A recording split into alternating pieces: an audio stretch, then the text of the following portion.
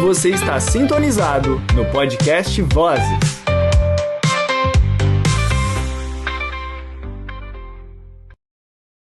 O ano era 2020 e repentinamente o mundo inteiro precisou se adequar a novas maneiras de se trabalhar, conviver e estudar.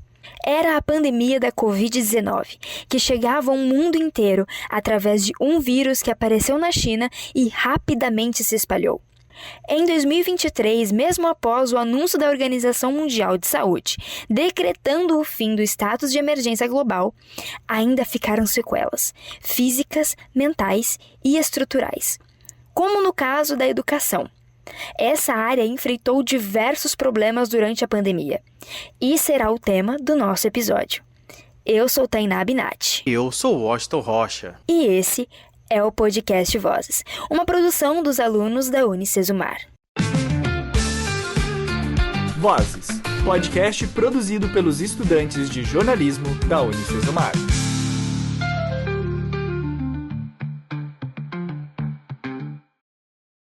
O sistema educacional brasileiro foi fortemente afetado pela pandemia. Alunos e professores tiveram que alterar suas rotinas e se adaptar ao novo modo de ensino. A solução imediata foi o ensino remoto. Mas nosso país ainda não tinha estrutura necessária para essa mudança, e as escolas não tinham recursos suficientes. A edição de 2021 do SAEB revelou quedas em todas as avaliações realizadas em relação ao ano de 2019, nas disciplinas de português e matemática, no segundo, quinto, nono ano e ensino médio, combinada com uma alta taxa de insucesso, medida que combina os dados de reprovação e de abandono na rede pública. Um fator determinante para essa queda foi o fato do Brasil ser um dos países em que as escolas permaneceram fechadas por mais tempo.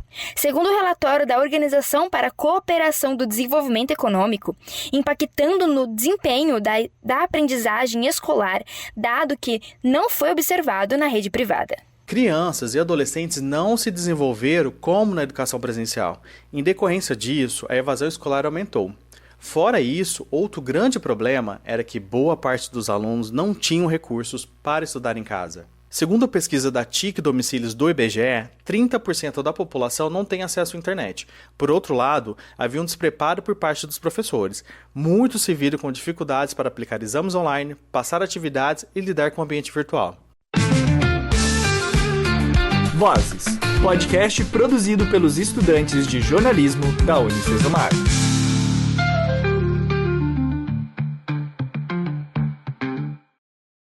Conversamos agora com Jéssica Maria dos Santos, secretária de Educação da Estância Turística de Barretos, para saber como foi agir diante da incerteza se as escolas ficariam abertas ou não, entender as dificuldades de planejar e migrar o ensino presencial para o ensino remoto e o impacto na vida escolar tanto para os alunos quanto para os professores. Secretária, agradeço profundamente sua participação e transparência. A sua experiência e visão são essenciais para entendermos o impacto da pandemia na educação e os passos que estão sendo tomados para fortalecer o ensino.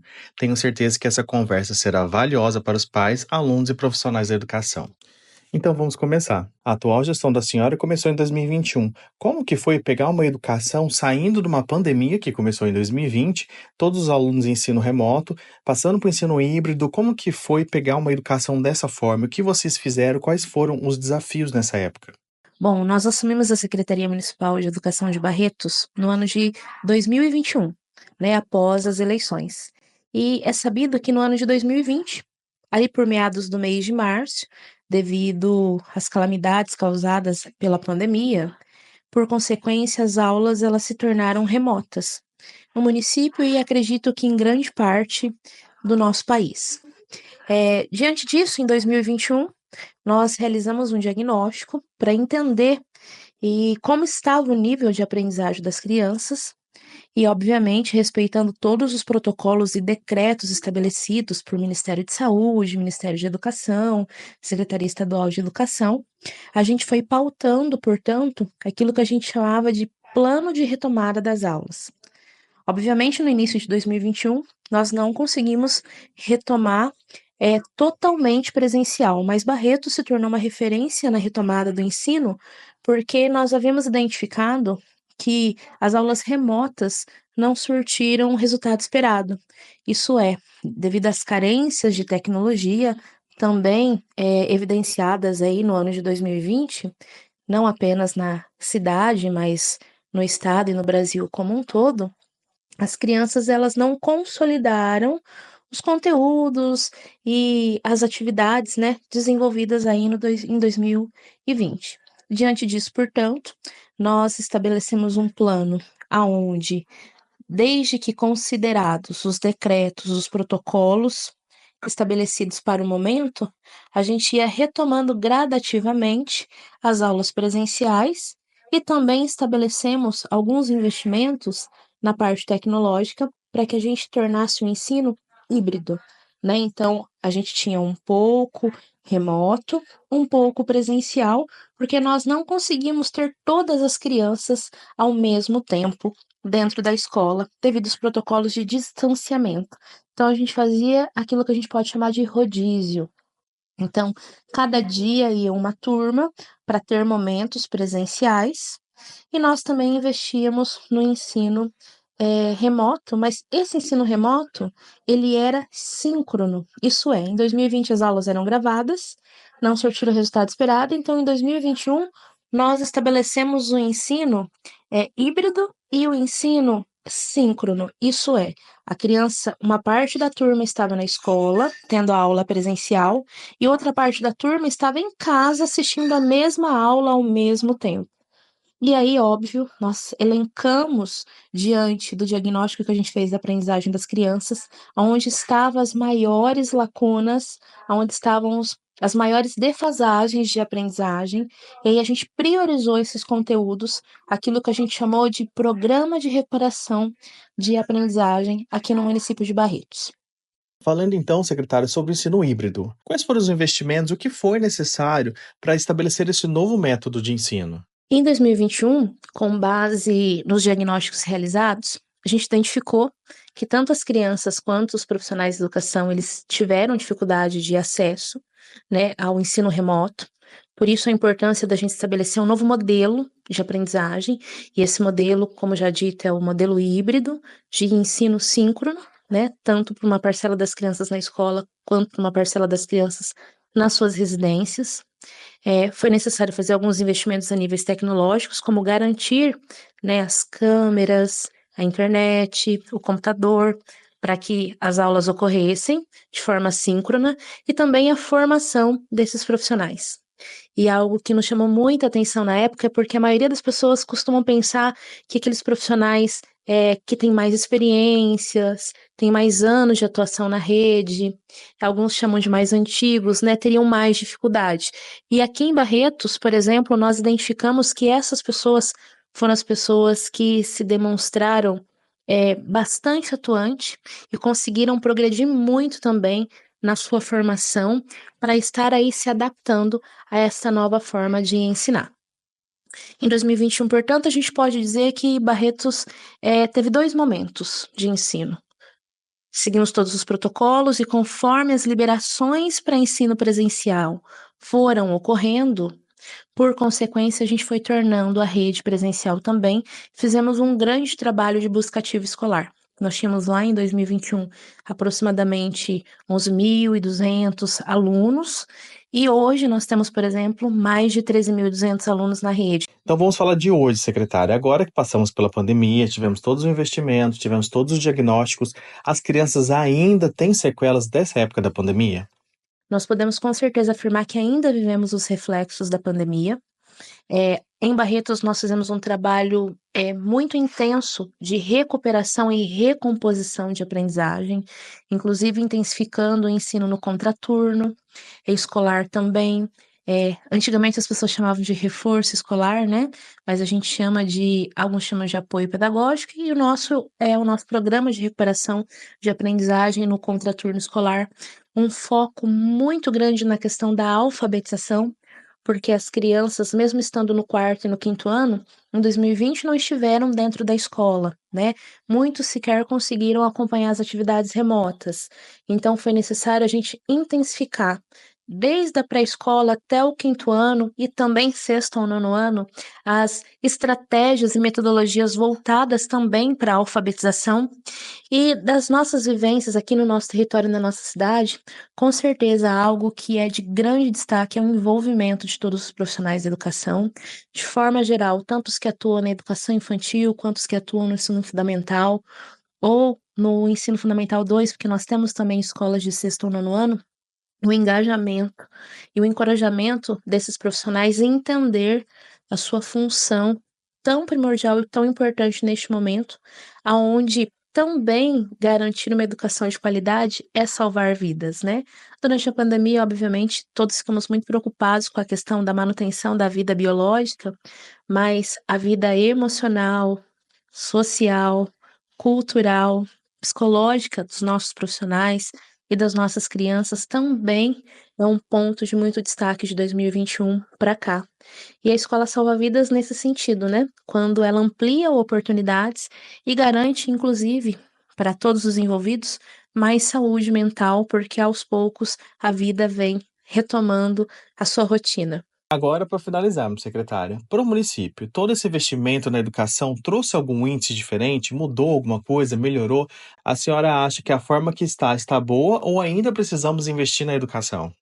Como resultado de todos esses investimentos, que foram muitos investimentos, prioridade em orçamento, prioridade em formação de profissionais de educação, prioridade em recuperação e recomposição de aprendizagens, priorizamos a questão de material de qualidade, de altíssima qualidade também. Então, diante disso, obtivemos resultados bastante importantes. Um deles, o IDEB de Barretos era 6,2 e esse ano nós conseguimos um IDEB de 7,2, um dos IDEBs assim mais altos, né, do Brasil. Também fomos destaque no estado de São Paulo como fluência leitora e alfabetização de crianças na idade certa. Então esses resultados eles são muito expressivos, porque eles são além do monitoramento interno que o nosso Centro de Formação de Profissionais de Educação e a Secretaria Municipal de Educação faz, mas são também indicadores e são avaliações externas que dão ao município esse resultado. E como eu costumo dizer, isso é só o começo, ainda é muito a recuperar, ainda é muito a recompor.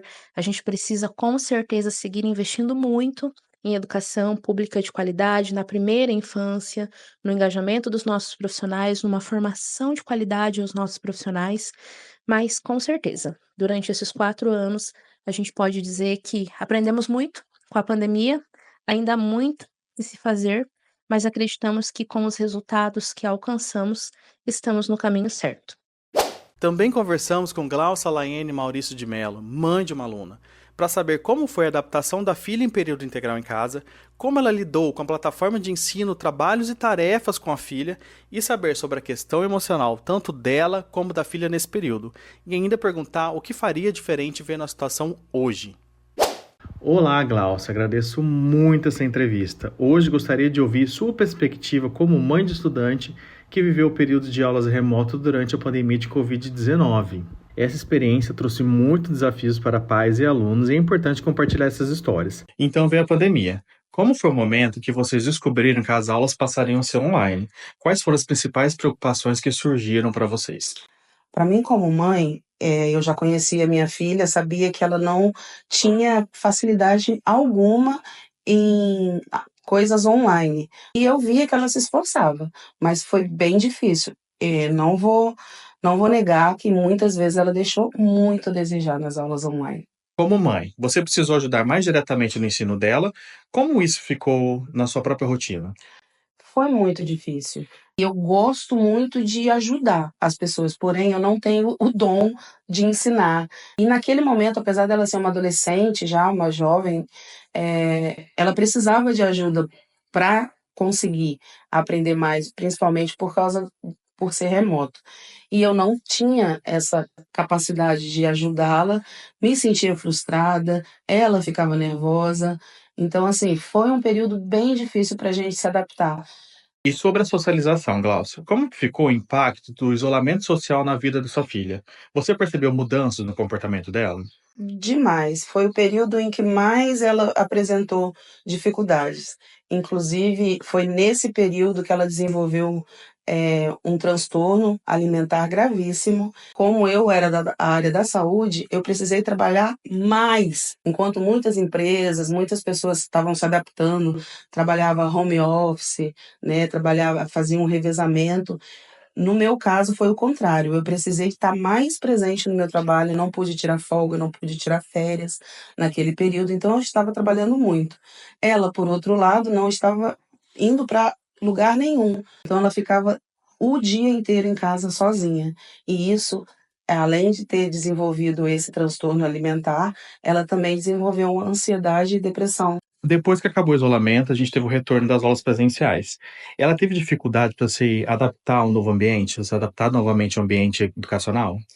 Muito, Austin, muito. Além de ter mudado totalmente o período, ela passou a estudar do meio do dia até o final da noite. Isso foi muito diferente para ela, que sempre estudou de dia. E na própria escola foi difícil se reeducar mesmo com o ensino. Não estava tirando notas tão boas e ela sempre foi uma aluna que tirava notas boas. Tive também convite do diretor, das professoras, para ir conversar, porque ela estava se isolando muito, ela chorava muito nas aulas, ela desenvolveu meio que um pânico, né? Muito tempo isolada em casa, depois voltou, aí parecia que ela queria se isolar de novo, mas quando ela estava isolada, ela também se sentia mal. Então foi uma sucessão assim de crises que a gente teve mesmo que aprender. Eu, ela, os professores me ajudando, o diretor da escola. O período da volta foi ainda, eu não digo pior, mas foi tão desafiador quanto em casa. Durante a pandemia foi um período de aprendizagem, tanto para você quanto para ela, como todos os pais nessa época. Se você pudesse voltar atrás, você acha que poderíamos ter feito alguma coisa diferente? Olha, eu acredito 100% que se eu pudesse voltar atrás, eu faria muita coisa diferente. O transtorno alimentar dela foi uma coisa tão boom, assim, tão rápida, por assim dizer, porque como eu estava trabalhando muito, a gente conversava mais por mensagem do que pessoalmente. Eu chegava, às vezes ela já estava dormindo, eu saía, ela ainda estava dormindo. Ela era uma jovem de 13, 14 anos, eu não achava que não precisava ficar o tempo todo. Você comeu? O que você comeu? Quando eu me dei conta, a menina já tinha emagrecido muito. Eu me senti muito frustrada como mãe, me culpei muito. Tive que aprender hoje em dia, e entender que a culpa não foi minha, mas naquela época eu me culpava muito. Pensei, como que uma mãe não vê que a filha não está comendo? Só que foram muitos fatores, somos só eu e ela, eu não a via muito durante o dia. Tinha a questão de que eu estava lidando diretamente com a pandemia também no meu trabalho, então tinha minhas próprias questões. Eu, como mãe, se eu pudesse voltar atrás, eu teria feito muita coisa diferente. Inclusive, procurado ajuda médica, que talvez teria me ajudado a lidar também com o transtorno de alimentação. E para a gente encerrar, qual foi o aprendizado ou um conselho que você daria para as famílias que possam enfrentar uma situação desafiadora no futuro? Algo que você poderia ter feito e você acha que as outras famílias podem fazer para minimizar todos os problemas que foram acontecendo nesse período de pandemia? Prestar atenção, dar atenção aos sinais. Então, o aprendizado que eu tiro é toda família, todo pai, toda mãe, dê atenção aos sinais que os filhos estão dando. Uma birra, uma coisa ou outra, esporadicamente, são consequências da vivência da criança, do adolescente. Mas os mesmos sinais, constantemente, a gente precisa procurar ajuda. E naquele período, por causa da pandemia, da correria, eu não procurei ajuda para minha filha e agravou-se mais. Talvez se eu tivesse procurado.